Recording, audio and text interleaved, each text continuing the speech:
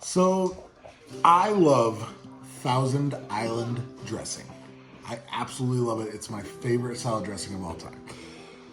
But I struggle because when I go to the grocery store to buy it off the shelf, it always has a ton of preservatives and high fructose corn syrup and all this stuff that I try to stay away from. So I decided to make my own. It's gonna be so yummy too. So I will show you how, and you can make it at home too to save yourself. It's a really simple, easy recipe.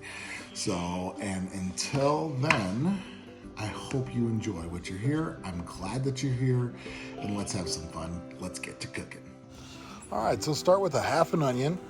This is my food processor, so I'm gonna let it dice it up real nice and fine for me, and do it for a couple of seconds, and then you got diced onions.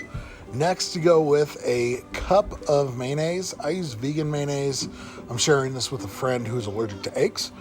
2 tablespoons of ketchup. I use organic ketchup, so there's not all the preservatives and high fructose corn syrup. And then sweet relish. 2 tablespoons of sweet relish. And throw those bad boys in there. Then half a lemon juiced.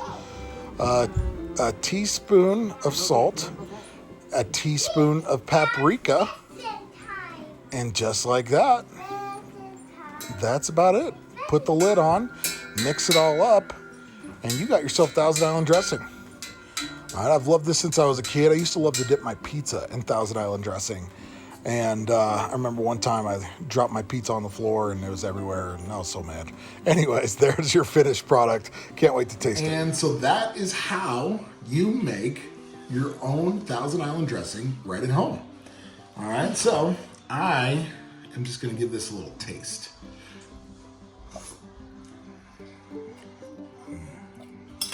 That's really good.